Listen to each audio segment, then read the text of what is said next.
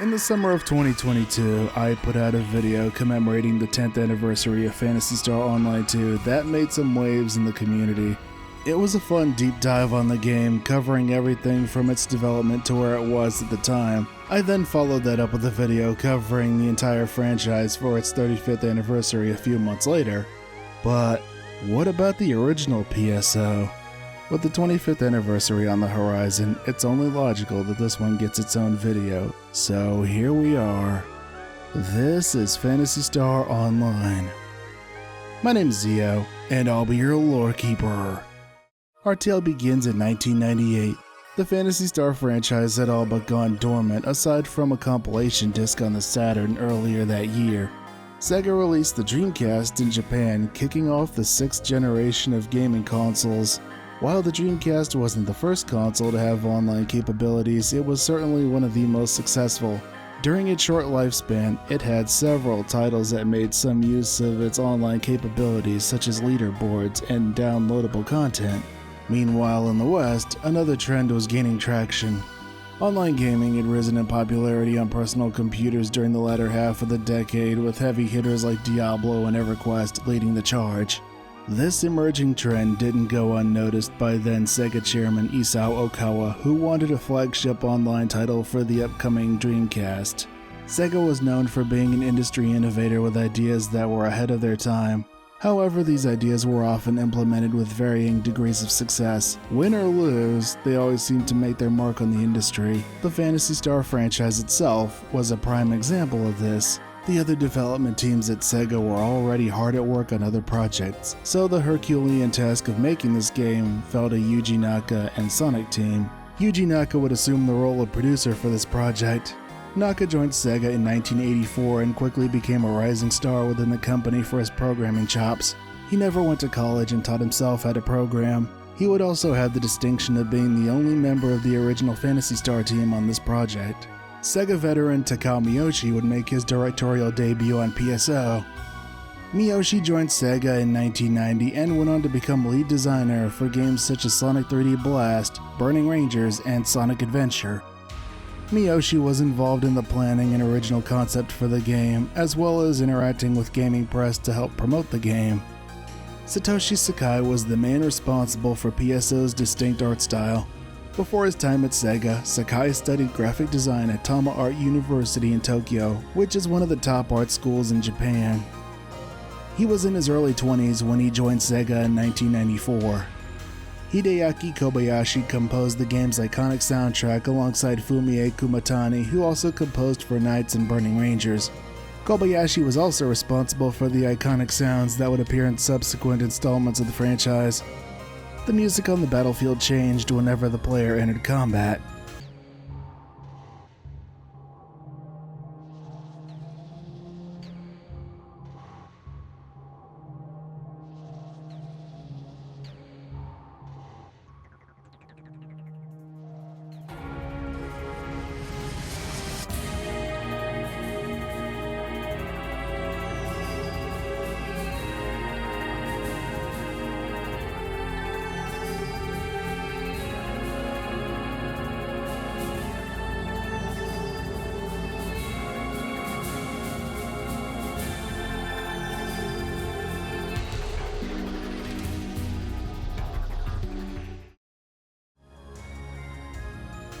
Yuji Naka and his crew at Sonic Team had their marching orders: lead the Dreamcast and the company into the 21st century by creating an entirely new genre. But before any of that, they had to learn the ins and outs of developing online games and made Choo Choo Rocket to help them cut their teeth. Believe it or not, PSO actually didn't begin life as a Phantasy Star title. The initial concept was a science fiction fantasy RPG with a comic-like art style under the working title of Third World. The comic style aesthetic was scrapped in favor of a more realistic sci-fi atmosphere and worked into a Phantasy Star title. While PSO had the Phantasy Star name, it had zero ties with its predecessors, which gave the developers more creative freedom. The sci-fi atmosphere and naming conventions were left mostly intact. Naka had always wanted to create a multiplayer Phantasy Star, but the technology of the time made that an impossibility. The online gaming sphere was still uncharted territory in Japan where consoles were king. That meant that Yuji and his crew had to look stateside for inspiration and guidance. The team drew inspiration from Ultima Online, EverQuest, and Diablo, which were the big three online RPGs at the time. Ultima Online and EverQuest were full-fledged MMORPGs set in persistent worlds with thousands of players active at any given time. Developing the necessary server infrastructure would have required a larger time investment. On top of that, the Dreamcast didn't have any internal storage to support continuous updates. This meant that a game of this scope was off the table. Sonic Team ended up going with the Diablo model with the hopes of surpassing it. Naka was impressed by the action and fluidity of Diablo despite requiring significant system memory. Playing Diablo was also a huge part of the research and development process. Some team members were put off by Diablo's dark fantasy aesthetic though. Every PC at the office had a copy of Diablo installed on it, and LAN parties were a frequent occurrence. Some members of the team were so enamored of the game that they'd stay up into the early hours of the morning and fall asleep at the office. Sonic Team had plans of incorporating online play into Burning Rangers, but technical issues prompted them to scrap the idea. They used Choo Choo Rocket System as a template for PSO, but they encountered new challenges since the new network would connect people worldwide. The team ran several experiments with a variety of network setups to ensure the game would work for everyone. The team even did some field testing by giving away 10,000 beta copies to Japanese players who pre-ordered the game. They found that 90% of users were able to connect online. The high cost of internet access in Japan was also a concern for the team since Japanese ISPs charged by the minute for dial-up access. Isao Okawa stood firm in his conviction that online was the future of gaming and put his money where his mouth was by bundling Japanese Dreamcast with a year of free internet access. Another major challenge was bridging the language barrier between international players. The team developed a word select system which featured over 2,000 different words and phrases in Japanese, English, Spanish, French, and German. Italian and Portuguese were also planned, but those were scrapped due to time constraints. Korean was also a consideration considering the internet boom that was happening over there at the time. Japanese and English were easier to implement since word order was the only concern. English uses the subject-verb-object structure, whereas Japanese uses subject-object-verb. Spanish and French had grammatical gender, which made their implementation all the more challenging. SEGA set up 20 servers at the game's launch, each accommodating up to 1,000 players apiece. Sonic Team partnered with Swiss watchmaker Swatch to use their Swatch internet time as a universal clock. The clock divided each 24-hour day into 1,000 beats, with 1 beat equaling 1 minute and 26.4 seconds. 1,000 beats a day, 24 hours a day.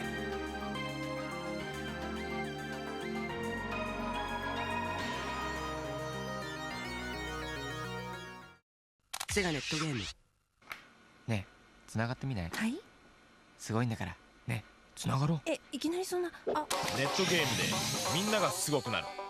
世界ネット RPG ファンタシースターオンラインセガ。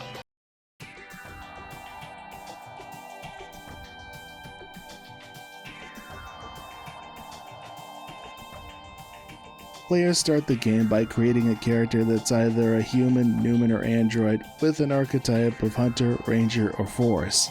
Hunters make use of melee weapons like swords and daggers. Rangers focus on fighting from a distance.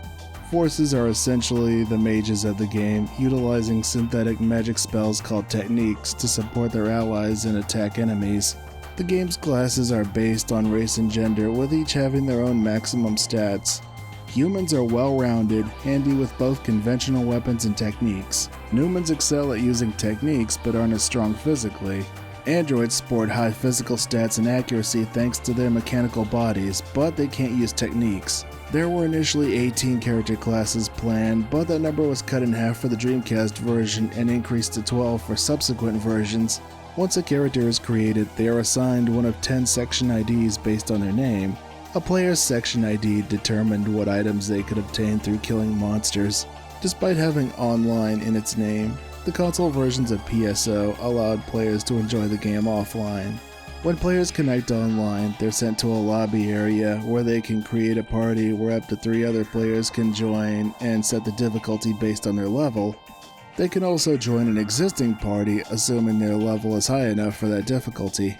Each room was a separate instance of the game's stages, and the item drops were based on the creator's section ID. The enemies were stronger here, but they also gave out more experience points. Players also had a special companion called a mag, which grew stronger and boosted their stats as they fed it. Players communicated via symbol chat or the word select feature. Players could also chat with a keyboard made specially for the Dreamcast. The Pioneer Project. A plan born of desperation conceived in response to imminent destruction of their home worlds. The planet Coral was plunged into warring chaos which rendered it near uninhabitable. The Pioneer Project was established to seek out a new home world for its inhabitants to colonize. The Corallians deployed several unmanned probes throughout different star systems to find a suitable candidate. The probes hit pay dirt with a suitable candidate which had everything needed to sustain life. It had a breathable atmosphere, geothermal activity, and plenty of water. This new home was given the name of Ragol. 8 years later, the Corallians deploy Pioneer 1 to set up shop on Ragol. They set up their home base called the Central Dome using dismantled parts from the ship. The colonists phone home to say they're ready for more people, and Pioneer 2 is deployed soon after. Back on Ragol, the situation is far from idyllic. Dangerous research has begun altering the life forms on the planet and producing dangerous altered beasts. Pioneer 2 reaches Ragol's orbit and makes contact with the Central Dome to begin landing on the planet's surface.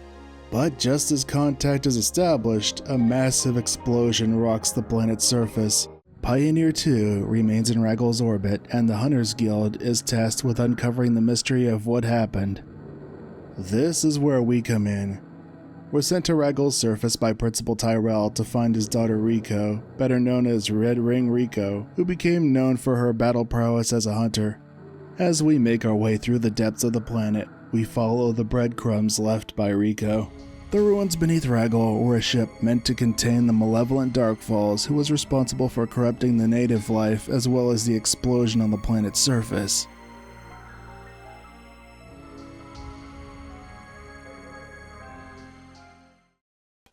SEGA ネットゲームで、よかったらさ、また繋いじゃったりしようと思ってる？いいわよ。失礼します。ネットゲームでみんながすごくなる世界ネット RPG ファンタシースターオンラインSEGA. On December 21st, 2000, Phantasy Star Online hit Japanese store shelves just before the turn of the century. The game was initially slated to release in March that year, but they pushed that back to add more features. The Japanese version of the game was playable in all 5 languages, making it very importer-friendly. Naka wanted a simultaneous global release, but the Western release was pushed back for marketing and testing purposes. PSO was released in North America on January 30th, 2001, and in Europe the following month. PSO sold over 75,000 copies on its first day in North America and was the best-selling game of that week. The game had sold 1 million worldwide, with half of that coming from Japan, which met Sega's sales expectations. North American and European players could play online for free, but the Japanese users had to pay for a 30-day or 90-day subscription called a Hunter's License. Gaming publications across the globe gave PSO generous coverage in the months leading up to its launch. Dreamcast magazine gave the world its first look at the game in September of 1999 on the heels of that year's Tokyo Game Show. They gave the game perfect 10s across the board at launch, going so far as to call it Game of the Year for the Dreamcast. The reviewers gushed over the simplicity of the gameplay and found their time online very enjoyable. The game also got high marks from North American and European publications. Electronic Gaming Monthly gave it glowing praise for its sound and visuals as well as addictive online play. They did, however, critique the gameplay for being overly simplistic and repetitive. Several other publications would echo these sentiments. However, things weren't going so well for Sega at the time. By the turn of the century, they were practically hemorrhaging money. They were still doing well in the arcades, but this wasn't enough to offset the heavy losses incurred by declining console sales. In early 2001, SEGA officially announced the discontinuation of the Dreamcast along with their exit from the home console market. Instead, they'd focus on developing games for other consoles. The idea for the pivot was championed by the higher-ups at SEGA, who felt the company shouldn't be handcuffed by their own hardware ecosystem. Chairman Isao Okawa also shared this sentiment. Okawa died of heart failure shortly after the announcement. Okawa loaned $500 million to SEGA in 1999. Before his passing, Okawa forgave the debt and returned his $695 million worth of SEGA and CSK stock, which allowed them to survive the transition. But the story doesn't end here. In April 2001, SEGA announced a revised expansion of PSO dubbed Version 2. The original PSO was rushed out the door to meet its 2000 release deadline, resulting in several bugs and unimplemented features. Version 2 released in Japan on June 7, 2001, with North America receiving it in September of that year. European fans had to wait until early the next year. Players outside Japan could play online for free, but Version 2 was where they had to start paying. Version 2 fixed the bugs from Version 1, as well as added the missing features such as a player versus player battle mode and a new ultimate difficulty that certainly lived up to its name. Players could also grow even stronger by going from level 100 all the way to the maximum of 200. Version 2 also introduced a new challenge mode that required players to work their way through the game's 4 main areas broken up across 9 different stages using items found on site.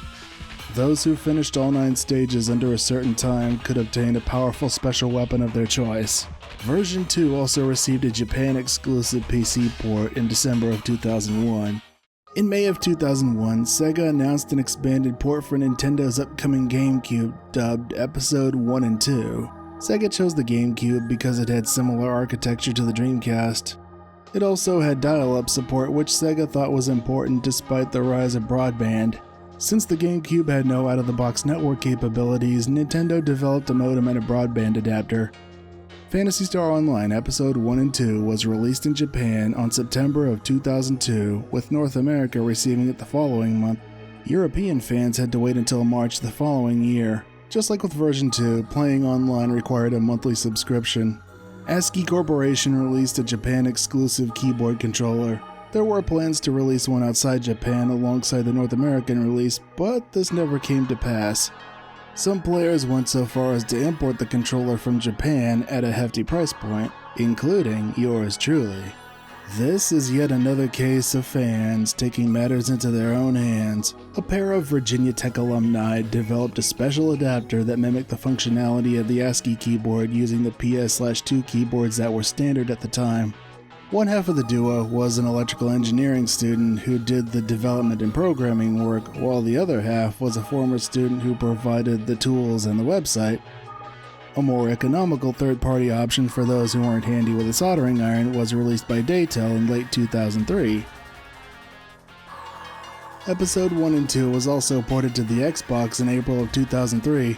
The servers were hosted by Xbox Live and thus hived off from the Dreamcast and GameCube servers.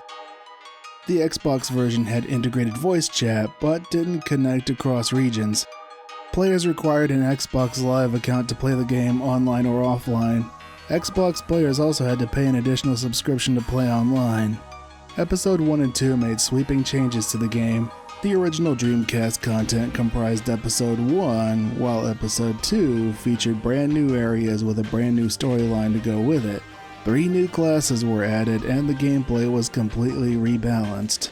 Episode 1 and 2 fixed many of the bugs and exploits that were in the Dreamcast versions as well. Episode 2 is set some time after the events of Episode 1. A secret lab was discovered on Galdival Island, and of course, we're the ones given the task of investigating. During our travels, we discovered data pods left by Heathcliff Flowen, a former military commander from Pioneer 1. He paints a chilling picture of what happened on the island.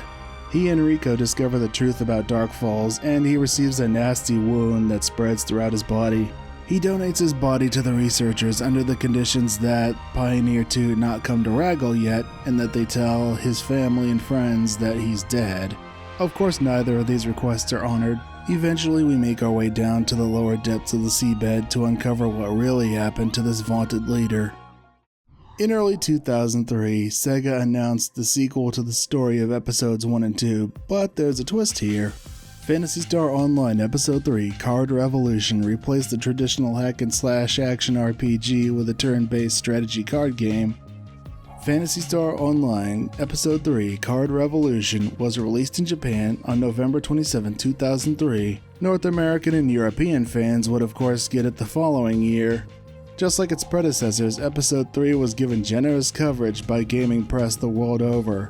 Matches are played with either real players or CPU-controlled opponents. There's also an offline story mode. Players engage in card battles with NPCs to unlock missions and advance the story. Players can choose between two different factions, both with their own unique playstyles. The hero side, or hunters, make use of weapons and mags. The dark side, or arcs, prefer to have monsters do their fighting for them. Battles are turn-based and take place on a grid of varying size. During their turn, players can activate cards from their deck to equip weapons, summon monsters, and attack the enemy. Cards can also be used during an opponent's turn to guard against attacks. The battle ends whenever a player loses all their health. When not in battle, players appear as their customizable character, where they can interact with the inhabitants of Pioneer 2 and set up their decks. Players still had to pay for online access, but they could still use their existing Episode 1 and 2 Hunters license. Players from both games could chat together, but they couldn't join instances together. Episode 3 is set 2 decades after Episodes 1 and 2, with Pioneer 2 still orbiting Ragol. The Pioneer 2 government seeks to exploit a mysterious substance dubbed the Germ, which they use to power their new card technology. CARD is an acronym for Compressed Alternate Reality Data. This technology allows the user to store items such as weapons into cards. The story centers around two rival factions. The hero side, who works under the government, and the dark side, who is opposed to the use of card technology. Both sides seek the Great Shadow, the source of the Germ. In early 2004, a new version of PSO for PC was announced under the name Blueburst. This was an expanded version of the previous PSO titles and introduced a new story episode dubbed Episode 4. Story-wise, Episode 4 is set sometime between Episodes 2 and 3. A mysterious meteor crashes on Ragol's surface, and the hunters are once again given the task of investigating the impact site. Blueburst was developed off the Xbox version of PSO Episode 1 and 2, resulting in fewer difficulties porting the game compared to the original PC release. The console versions of PSO had a massive issue with cheating, since players' characters were stored on the memory cards and used a peer-to-peer communication system. Blueburst sought to fix that by storing character information server-side. On July 15, 2004, Phantasy Star Online Blueburst was released in Japan as a free download, but players still needed to pay a monthly fee that was separate from previous versions. Mainland China received their own version of the game in January of 2005, with North America and Europe in June. The console versions of PSO allowed players from any region to play on any region's servers. Blueburst, however, began the trend of segregating servers by region. The Japanese version could only connect to the Japanese servers, whereas the North American and European version could only connect to SEGA of America's servers. This meant that features like word select were gutted from the game. Since Japan was roped off from everyone else, the other regions would receive content updates and bug fixes several months later, if at all. Everything had to be greenlit by the top brass in Japan, and the approval pipeline was notoriously slow. This unfortunate trend would continue with future titles. Several quests and items were unavailable outside Japan. Eventually, all good things must come to an end. 2003 would be the first year that official retail servers would shut down, starting with the North American Dreamcast servers in September of that year. The GameCube servers would shut down, along with the Japanese Dreamcast servers in April of 2007, following a month of free service. By that time, PSO, Blueburst, and Phantasy Star Universe were already available. The Japanese Xbox servers would shut down in January of 2008, with their North American counterparts following suit in April of that year. On March 31, 2008, the North American Blueburst servers would shut down. The Japanese Blueburst servers were the last official servers to go offline in December of 2010. But our story doesn't end here. Once again, the fans come to the rescue. Several devoted fans set to work on figuring out how to set up their own game servers in the wake of official server closures in the mid-2000s. Several private servers would spring up in the ensuing years. These servers were based on Blueburst, but there were some that also supported Dreamcast and GameCube players. These servers also included the content that didn't appear outside Japan during the game's retail run, and even added quality of life features that would appear in later games. These devoted fans not only preserved the game well past its official run, but created what many consider to be the definitive PSO experience.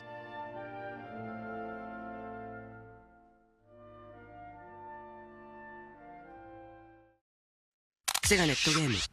勇気を出して言葉にしよう。はじめまして。一緒に冒険しませんか？はじめましてから始まる RPG ファンタシースターオンライン。ゲームが夢見てたゲーム。全世界ネットワーク RPG ファンタシースターオンライン。